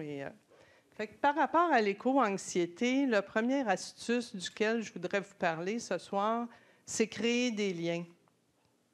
On sait que pour être, puis ça a été dit tantôt, que pour être moins anxieux, on a besoin d'un filet de sécurité. On a besoin de s'allier des gens qui pensent comme nous.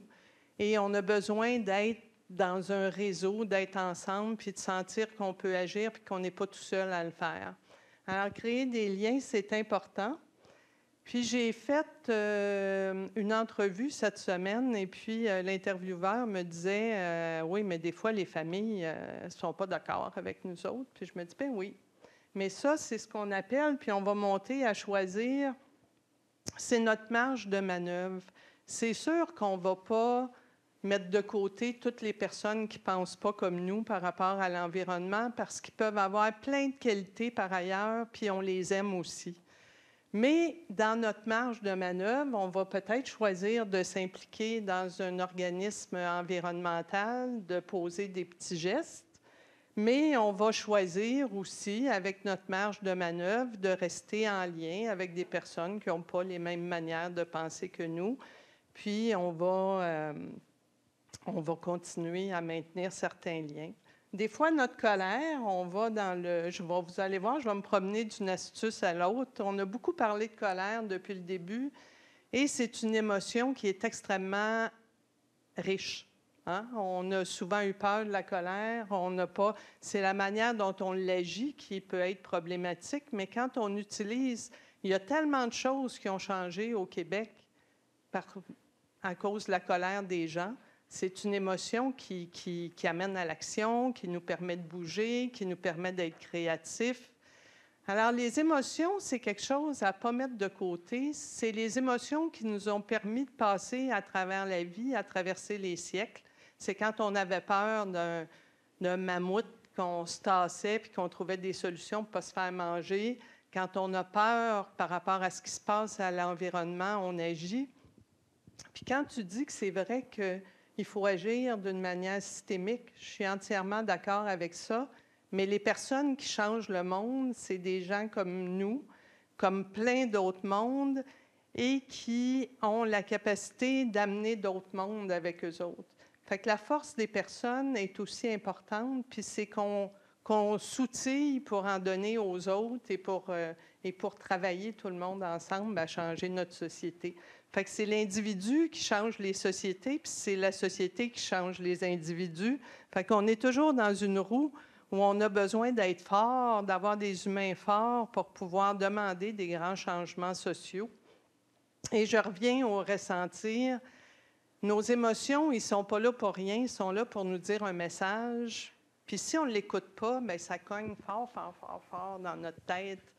Puis là, on ne devient pas bien. Mais si on prend le temps de l'écouter puis de voir qu'est-ce qui dit notre besoin, puis comment on peut agir par rapport à ça, bien déjà, on se sent mieux, que ce soit par rapport à des émotions amoureuses, puis d'aller offrir un petit bouquet de fleurs à la personne à côté, que ce soit par rapport à la colère, de sentir qu'il y a des injustices, puis d'agir. Toutes ces émotions-là ont un sens et sont importantes. On a souvent essayé de nous dire « sois pas émotif, mets ça de côté ». Puis moi, je vous dis, c'est l'inverse. Utilisez vos émotions parce qu'elles sont très utiles. On va parler d'agir. Agir, toutes les astuces s'utilisent à tous les niveaux, mais on parle d'agir, puis ça a été dit plus tôt, l'importance d'agir, on parle d'importance de créer du sens.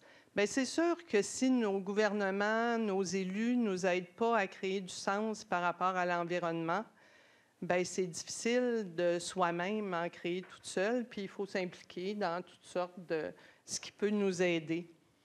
Mais on a besoin aussi, on sait que dans les dernières élections municipales, d'ailleurs, il y a eu beaucoup de jeunes élus municipaux pour qui l'environnement est important et qui vont sûrement changer des choses. Et là, on a des élections provinciales qui s'en viennent, puis nos choix vont être importants encore. Dans le agir, il y a aussi prendre le temps de reconnaître ce qui est bon. Alors, tantôt, tu parlais de prendre le temps de reconnaître, d'avoir du fun avec les gens avec qui on milite, on travaille, on ramasse.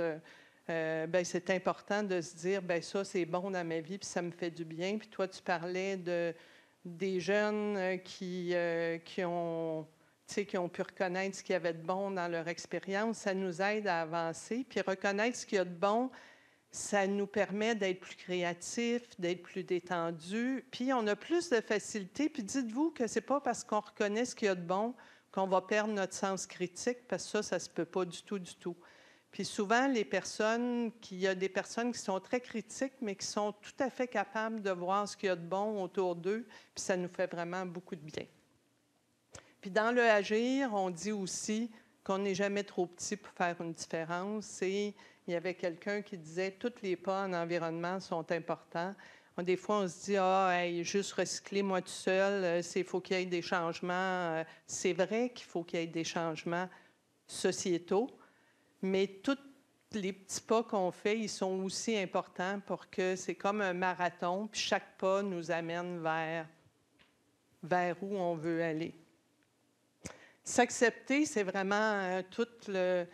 On sait que quand on a confiance en soi, j'essaie de regarder parce que je ne sais plus mes minutes, quand on a confiance, puis comme j'improvise, la confiance en soi, elle se crée aussi avec les autres. Il faut qu'il y ait d'autres personnes qui aient cru en nous pour qu'on puisse croire en nous. Mais la confiance en soi se construit dans les écoles, dans nos milieux de travail, dans nos milieux militants. Et elle nous permet d'agir, elle nous permet de choisir, elle nous permet de découvrir, elle nous permet de créer des liens. C'est vraiment un outil qui est très à la base. Alors, je vous invite à aller sur notre site êtrebiendanssatête.ca pour découvrir nos 7 astuces. Et chaque année, on en met une en lumière. Plus particulièrement, cette année, on parle de choisir et de l'importance de, le plus possible, d'être en lien avec nos valeurs. On ne peut pas le faire tout le temps à 100 %, mais de comprendre si on ne le fait pas, pourquoi on ne le fait pas, et de faire des processus en lien avec nos valeurs. Alors, j'arrête là-dessus parce que je pourrais vous parler des 7 astuces jusqu'à demain matin, mais je vais arrêter. Et dites-vous qu'elles sont toujours utilisables d'une manière, moi avec les autres, les gouvernements avec nous, dans nos milieux de travail. Elles sont utilisables partout, en tout temps. Et on sait qu'une bonne santé mentale nous donne beaucoup d'outils pour agir sur notre société. Merci. Merci beaucoup, Renée. Des belles pistes puis des beaux rappels de nos facteurs de protection. Donc, je vais poursuivre pour clore un petit peu le panel, faire un peu un résumé peut-être, puis ensuite on passera à vos questions. Merci pour votre patience. Alors, comment prendre soin de la planète tout en prenant soin de soi, faire un peu des deux. Je vais parler un peu de stratégie d'adaptation, puis même chose autant individuelle que collective. Fait intéressant, le sinogramme crise est composé de 2 symboles, à la fois danger et à la fois occasion, donc opportunité de changement. C'est un beau rappel. Puis on se retrouve à ce moment. On est dans la transition socio-écologique, puis on est en train de profiter de cette occasion de changement. Là, je sais beaucoup d'informations sur une diapo. Je vais vous demander pour l'instant de ne pas regarder ce qu'il y a autour en bleu. Et là, parce que je viens de vous dire ça, vous êtes en train de regarder ce qu'il y a autour en bleu. Mais on va se concentrer sur le carré au centre d'abord. Je vous présente le modèle des stratégies d'adaptation, qui est un modèle de Lucie Côté, psychologue et chercheuse. Dans toute situation, c'est un modèle que, comme je dis, on va adapter à l'éco-anxiété ou à l'action environnementale en général, mais dans toute situation, c'est un modèle que je dessine sur mon petit papier ou mon petit tableau à mes clients toutes les semaines. On a 4 options, si on résume. Selon si, question centrale, est-ce que j'ai ou non un contrôle dans cette situation? Que ce soit choix de carrière, est-ce que je veux sortir d'une relation, peu importe. Est-ce que je veux agir pour l'environnement, évidemment? Alors, colonne de gauche, quand oui, on a un contrôle, ce qui est le cas dans beaucoup de situations dans la vie, ce qui est efficace, réaliste, aidant, et de passer à l'action. D'accord? Puis on va y revenir parce que je sais qu'il y a des gens qui sont... On va voir justement où se situe la personne. Il y en a qui s'épuisent dans l'action. On va en parler aussi. J'ai amené des nuances. Mais effectivement, quand on peut changer quelque chose, la chose positive, ça va de soi, c'est de le faire, c'est de passer à l'action. L'être humain, on a tendance, parfois, on se promène. Il n'y a personne qui est comme dans une case ou dans l'autre. D'habitude, on se promène dans toutes ces stratégies d'adaptation, puis on les comprend, puis elles sont légitimes. Mais case du bas, c'est la catégorie de l'évitement qui est, par contre, plus inefficace, moins réaliste. C'est quand on fait du déni, quand on évite de régler un problème, de regarder un problème en face, quand on est dans la procrastination, de remettre à plus tard, on fera ça, les générations futures, ce genre de choses. Quand on est dans la déresponsabilisation aussi, donc c'est pas à moi à agir, c'est à Greenpeace ou c'est à Greta ou c'est aux jeunes. Ou quand on est dans la passivité, l'indifférence ou l'inaction. Quand on est dans la paralysie aussi, donc c'est pas tous des gens ou des moments où on se dit ça m'intéresse pas l'environnement. C'est des fois on n'agit pas parce qu'on paralyse, même je veux trop en faire ou j'analyse trop puis je paralyse puis finalement je fais rien. Genre de situation qu'on peut faire des fois dans la vie, l'être humain. Puis aussi quand on est dans l'abandon et la résignation, comme l'a mentionné Jimmy, on peut le comprendre que les gens se rendent là dans l'émotion et tout ça, mais inefficace comme stratégie. Ça va de soi. Donc, colonne de droite, quand on n'a pas de contrôle sur une situation, et là, je tiens à le mentionner, dans la situation environnementale, évidemment, on a un contrôle, mais là, ce que je veux dire par pas de contrôle, c'est des limites réalistes, d'accord? Dans une journée, est-ce qu'on peut faire, est-ce qu'il faut prendre des pauses? Oui. Est-ce que si on a fait 10 heures de travail, c'est assez? On peut se permettre d'arrêter? Oui. C'est ce genre de choses. Donc, j'encourage évidemment beaucoup l'action, mais j'encourage aussi le prendre soin de soi. Donc, c'est de l'acceptation, non pas de la situation, c'est pas j'accepte les changements climatiques, mais j'accepte que j'ai des limites. J'accepte que je ne peux pas régler tout seul, maintenant. J'accepte que je ne peux pas m'investir dans toutes les causes environnementales ou dans tous les organismes. C'est cette acceptation-là et ce lâcher-prise-là qu'il faut faire. Donc, accepter, encore une fois, nos limites.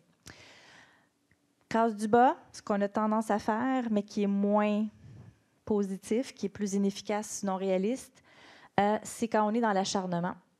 Alors, tout ce qui est comme paniquer, je suis en petite boule dans mon lit pendant 3 heures, je me demande ce que je vais faire dans la vie ou ce que je vais faire pour la cause, mais que finalement, je ne fais rien ou je ne suis pas en train de prendre soin de moi non plus. On peut le comprendre encore une fois. Ça nous est tout arrivé dans la vie, dans toutes sortes de situations. C'est juste qu'on rappelle que c'est inefficace. Rumination, tout ce qui est obsession, overthinking, ce genre de choses. Non-acceptation d'une situation sur laquelle on a plus ou moins de contrôle ou qu'on a un contrôle encore là en termes de limite de temps, en termes de réalisme. Épuisement, donc burn-out militant. Je vais quand même en parler parce qu'il y a des gens, des fois, qui ont la question, qui ont la critique, puis légitimement aussi, disons-le, de oui, mais arrêtez d'encourager l'action. Il y a des gens qui se brûlent, burn-out militant. Et effectivement, je vais toujours encourager l'action. C'est ce que ça prend pour sortir, pour minimiser la crise environnementale. Mais je vais évidemment, à titre de psychologue, aussi dire d'être dans le sustainable self, d'être dans aussi le développement durable de sa propre personne, puis de faire attention, d'écouter son intuition, d'écouter ses petits drapeaux rouges et de continuer de toujours prendre soin de soi. En thérapie, même chose. Des fois, j'ai des gens qui veulent en faire, puis toujours plus. Puis je leur rappelle que pour ceux qui ont plus de difficultés, des fois, à prendre soin d'eux, je leur rappelle que même pour la cause, pour pouvoir agir plus longtemps, c'est important de prendre soin de soi. Donc, de toujours trouver ce fameux équilibre. Je vais y aller rapidement. Là, vous avez le droit maintenant, à partir de maintenant, de regarder ce qui est en bleu autour. Mais ce que ça veut dire, donc, en termes de prendre soin de l'environnement ou de prendre soin de son éco-anxiété, c'est de s'investir donc dans la case de quand on peut changer une situation, faire des actions individuelles et collectives, comme on l'a mentionné, prendre soin de soi, prendre soin des autres, de l'environnement, démarrer toutes sortes de projets, comme on a entendu ce soir, des beaux exemples, s'impliquer dans tous ces milieux, école, emploi, communauté, s'entourer de gens aux valeurs communes, René l'a mentionné aussi, demander du soutien, donc solidarité de ses amis, famille, communauté, c'est quelque chose qu'on s'est rendu compte qui était ultra important dans ce genre de situation particulièrement. Développer ses compétences, donc des fois, c'est ça l'action. C'est je ne sais pas quoi faire pour faire telle chose ou je ne sais pas comment ça marche du compostage, partir un projet de compostage dans mon école ou peu importe. Bien, des fois, l'action, c'est d'aller chercher les informations, de s'informer, de développer les compétences. Consulter des mentors, donc des gens qui ont de l'expérience, qui peuvent nous dire un peu comment faire. Présenter aussi des projets et des personnes inspirantes, comme ce soir. Aller en nature, cultiver la connexion avec la nature, chose qu'on peut faire avec les enfants. C'est une question qu'on pose souvent aussi, mais comment on fait pour parler d'environnement aux enfants? On ne veut pas trop être dans le fatalisme, on ne veut pas trop être dans l'environnement problème. Donc, l'amour pour la nature, aller en nature, développer cette connexion, ces valeurs environnementales. Et de faire de l'ERE, donc l'éducation relative à l'environnement, ou tout ce qui est des courants éducatifs, éducation dans une perspective mondiale, éducation aux valeurs, il y a toutes sortes de termes, mais de faire cette éducation, que ce soit à l'école ou à la maison. Se fixer des objectifs réalistes, valoriser aussi, reconnaître l'engagement, donc les petites, moyennes et grandes choses qui se font. Des fois, c'est vrai que c'est trop petit, trop peu, pas assez vite. Il faut le dire aussi pour accélérer le pas un peu, pour être réaliste. En même temps, reconnaissons ce qui se fait. Il faut encourager les gens plutôt que critiquer également. Très rapidement, je vais accélérer moi aussi. Quand les gens sont plus dans l'évitement, on valide les émotions. Donc, je peux comprendre que ça peut faire peur ou que tu n'as pas envie de le regarder, mais ayons le courage de le faire. Prendre conscience de ses émotions. Regardez s'il n'y a pas des obstacles des pensées ou des biais cognitifs. Ça, qu'est-ce que ça veut dire? C'est des fois, on a tous des façons de penser, puis comme je dis, c'est par rapport à l'environnement et par rapport à tout. Par exemple, la pensée dichotomique ou perfectionniste de « de toute façon, si je ne peux pas tout changer ou si je ne peux pas arrêter ça, moi, le phénomène des réfugiés climatiques, à quoi bon essayer? » Donc, le tout ou pantoute qu'on appelle, c'est la même chose comme aller au gym. Si je n'ai pas un bloc de 3 heures pour faire ma parfaite musculation, cardio, étirement, yoga, alors je n'irai pas. Alors qu'on encourage plutôt les gens à y aller dans les petits pas, le graduel, pour aller vers leurs objectifs. Ne pas le forcer lorsqu'il est improductif. J'ai mis une petite note à cet effet que j'ai ajoutée parce que des fois, les gens me demandent aussi, mais qu'est-ce que tu fais dans les conversations avec le beau-père de droite qui n'a vraiment pas les mêmes... Puis, tu sais, on est juste à se chicaner pendant 3 heures. Inefficace. OK? Mettez votre 3 heures ailleurs, plus dans l'action, allez faire du yoga pendant 3 heures. Il y a des gens qui vont, c'est correct d'éduquer et de discuter parce qu'il y a des gens qui ne sont pas au courant, puis de bonne foi, puis ils vont s'y mettre ou ils vont développer les valeurs, les attitudes, mais il y a des gens qui ne changeront pas, puis c'est ça la nuance, en fait. Très rapidement, thérapie à la maison, à l'école ou au travail. Pour ce qui est du acceptation, lâcher prise, tout ce qui est stratégie de relaxation, méditation, respiration, tout ce qui est de prendre des pauses régulières aussi. Tout ce qui est activité plaisante, finalement, activité physique, le Shinrin-yoku, les bains de forêt, les prescriptions nature, maintenant que les médecins ont le droit de faire, qui est une merveilleuse nouvelle. Autocompassion, donc non plus pas se taper sur la tête si on ne fait pas tout, si on ne fait pas tout parfaitement, mais vraiment avoir de la compassion pour soi. Se centrer sur le positif aussi. Donc, il y a plusieurs choses qui vont mal, mais il y a aussi plusieurs choses qui vont bien. Donc, écouter la forêt qui pousse, c'est pas juste l'arbre qui tombe. Objectif réaliste, bon, etc. Je vais dans le truc du bas. Pour ce qui est des gens qui sont dans, justement, rumination ou épuisement, là, c'est ça, le fameux burn-out militant, ou quand on en fait trop, ça, c'est sûr qu'on demande aux gens aussi de faire attention à eux pour pouvoir, comme je dis, continuer d'être dans l'action aussi, incluant pour cette raison-là. Donc, oui, les gens peuvent consulter, peuvent prendre... Il y a des groupes de soutien pour l'éco-anxiété, il y a des groupes de méditation pour les militants, puis de mettre les choses en perspective aussi. Autant pour les adultes que pour les jeunes, c'est quelque chose qu'on entend souvent. Prends pas le monde sur tes épaules. C'est des choses qui vont justement se changer en collectivité et les entreprises et les gouvernements, on le dit, doivent aussi emboîter le pas. Donc, très rapidement, il faut essayer le plus possible. C'est normal qu'on vogue dans toutes ces cases, mais je le résume souvent comme ça, d'aller vers un des 2 A. Donc, action ou acceptation, lâcher prise, prendre soin de soi. C'est les 2 stratégies qui vont être efficaces. Et le fameux équilibre. Donc, si on fait juste l'un ou juste l'autre, habituellement, il manque quelque chose.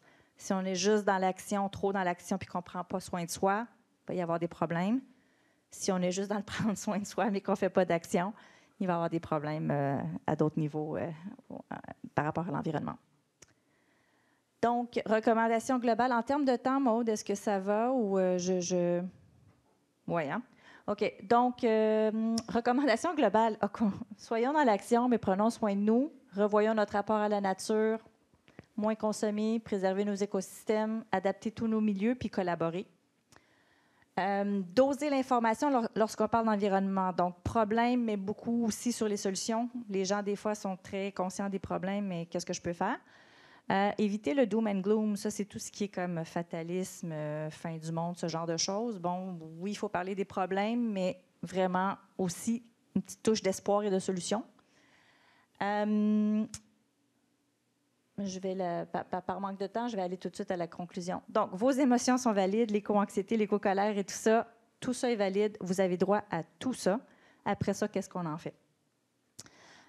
C'est pas irrationnel, c'est pas pathologique. Par contre, ça ne veut pas dire que la souffrance, elle n'est pas réelle, qu'elle n'est pas déstabilisante, qu'elle n'est pas paralysante, mais elle peut et est souvent aussi porteuse de sens et d'action.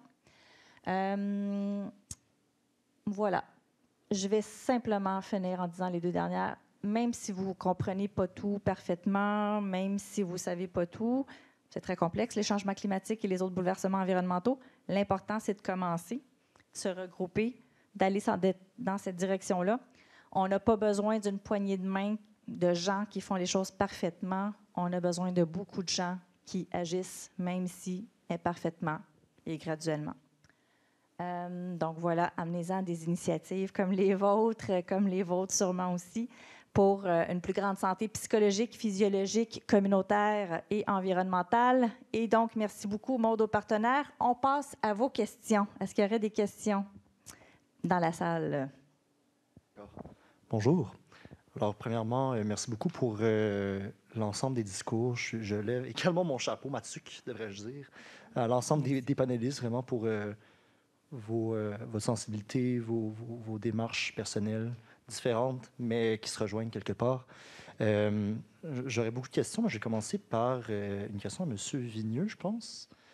Vous parliez d'un certain cynisme, et ce cynisme, je le vois, j'aimerais dire, chez ma génération, sur plusieurs aspects. On parle de l'éco-anxiété, bon, les changements climatiques, mais je me demandais, dans votre perspective, est-ce que vous dénotiez un cynisme dans certains groupes d'âge ou culturels particuliers, ou c'est de manière générale? J'étais juste curieux.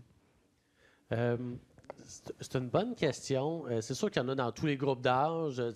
Il n'y a pas de... Moi, celle qui m'inquiète le plus, je pense, des fois, c'est de la voir chez les jeunes.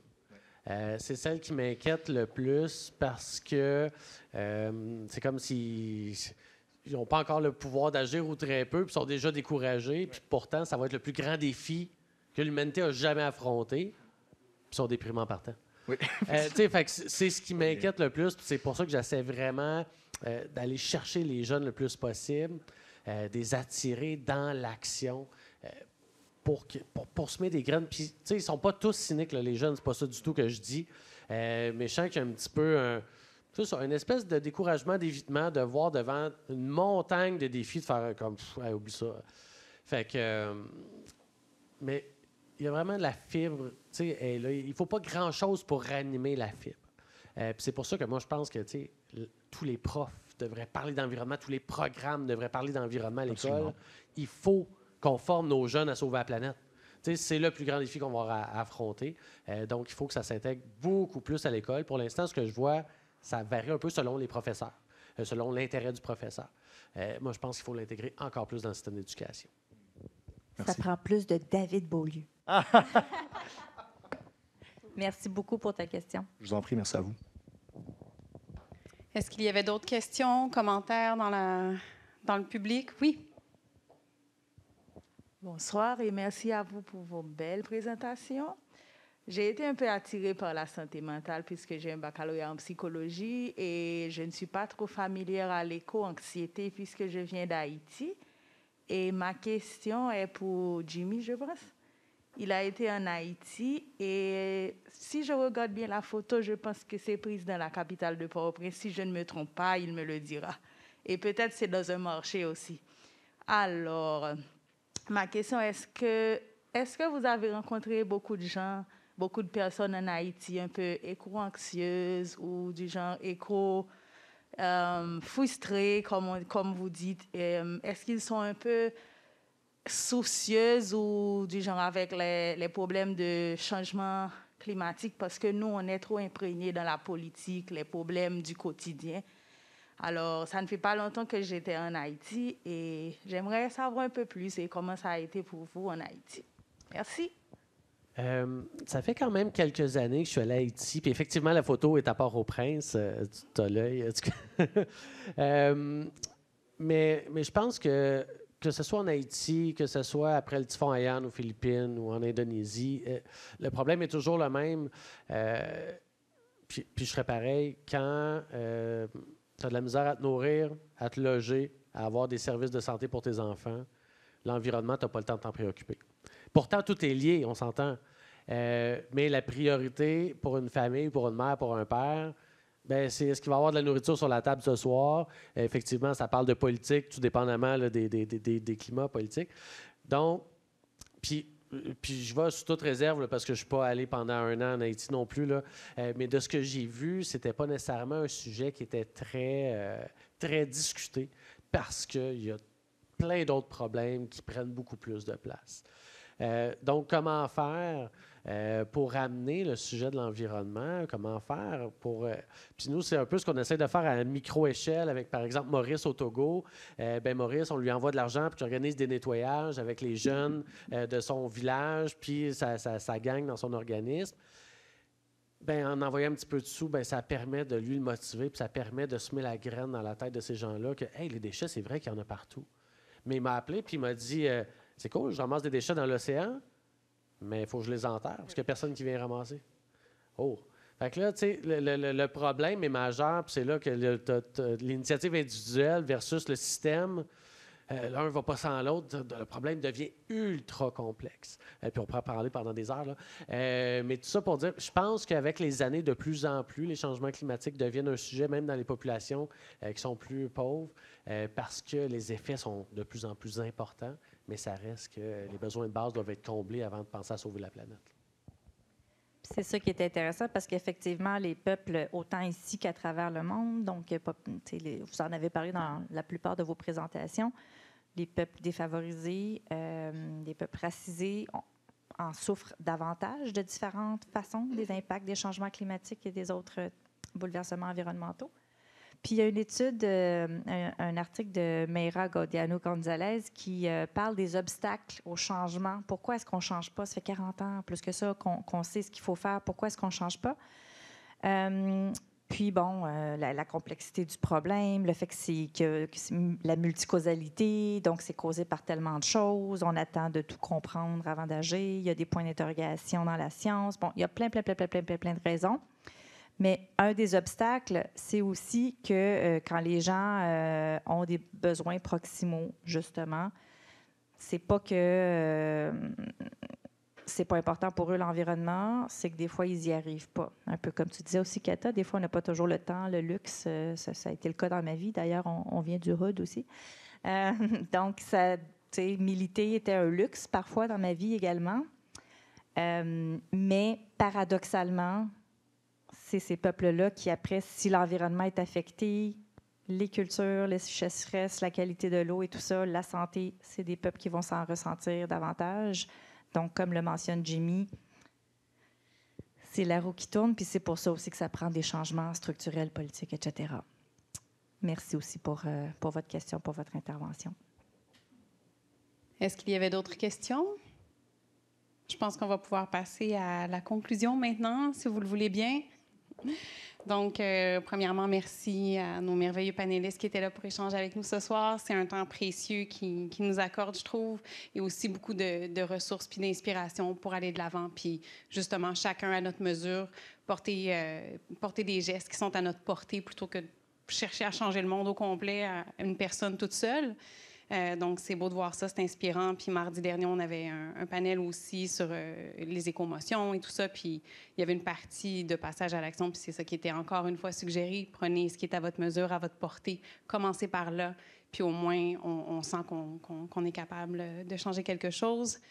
Donc, il y aura cet événement de disponible par la suite sur notre chaîne YouTube si jamais vous avez envie de revoir certaines sections. On partagera également par courriel pour ceux qui se sont inscrits pour ici tous les documents, la documentation, les liens aussi pour aller voir peut-être les ressources, pour aller voir les différents organismes au sein desquels on peut s'impliquer, on peut prendre part. Donc tout ça vous sera partagé par la suite. Merci à Hydro-Québec, qui est le partenaire principal de la programmation, la Ville de Montréal. Belle cause pour la cause, évidemment, sans qui ça n'aurait pas pu avoir lieu ce soir et cette série. Et c'est présenté en partenariat avec Mouvement Santé Mentale Québec. Donc, très heureux de cette collaboration qui était essentielle à cet événement d'une grande importance pour nous, pour l'environnement, pour le développement durable, pour l'humanité. Donc, un grand merci à tous d'avoir été présents ce soir. Merci beaucoup et bonne fin de soirée.